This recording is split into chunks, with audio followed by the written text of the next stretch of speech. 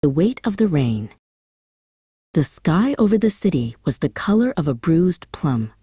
Kalen pulled his hood up as the first heavy drops of rain began to splatter against the pavement. He was taking the shortcut through the alley behind the old theater, rushing to get home before the downpour really started.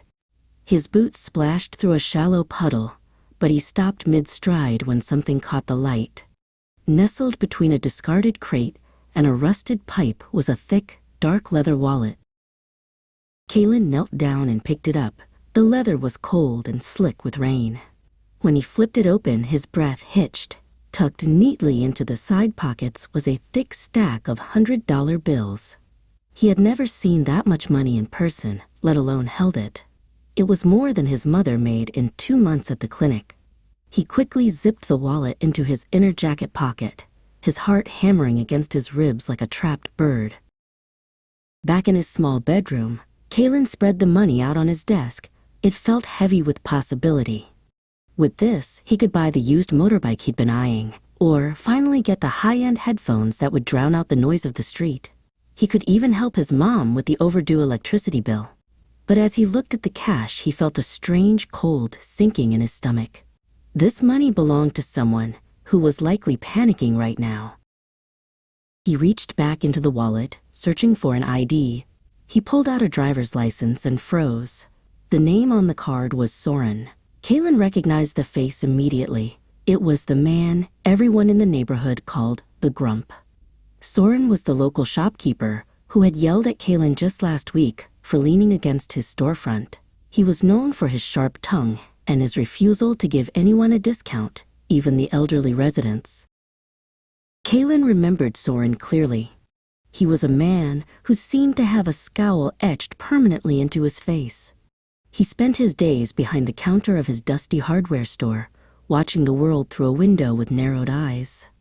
To Kalen, Soren represented everything harsh about the city. Why should he return the money to someone so mean? Soren probably had plenty of money hidden away anyway. Kalen began to stuff the money back into the leather pockets, but a small slip of paper fluttered out. It was a handwritten receipt from a local pharmacy, dated only yesterday. It wasn't for hardware or tools. It was for expensive, specialized heart medication. Next to it was a folded letter from a debt collection agency, addressed to Soren. The Grump wasn't hoarding wealth. He was barely keeping his head above water. Deep in the hidden fold of the wallet, Kalen found one last item, a small, faded photograph. It showed a much younger, smiling Soren holding a toddler on his shoulders. On the back, in shaky handwriting, were the words, "For Kalen's future." Kalen gasped. His own name was written there. He realized with a jolt of electricity that Soren wasn't just a random shopkeeper. He was the man his mother had once described as his father's best friend, the one who had disappeared after his father died. The rain hadn't let up, but Kalen didn't care. He ran all the way back to the hardware store, the wallet pressed tight against his chest. The closed sign was hanging in the window, but a dim light glowed from the back room. Kalen pounded on the glass door, his breath coming in ragged gasps. He saw a shadow move inside, slow and heavy. The door creaked open, and Soren stood there, looking older and more tired than Kalen had ever realized. Before the man could utter a single grumpy word, Kalen thrust the wallet toward him. "You dropped this in the alley," Kalen panted. Soren looked at the wallet, then at Kalen's face. The harsh lines around his eyes seemed to shatter, replaced by a look of profound relief and something that looked like ancient sorrow. "I've been looking for you for years, Kalen," Soren whispered, his voice cracking. He didn't take the money out. Instead, he stepped back to let the boy inside.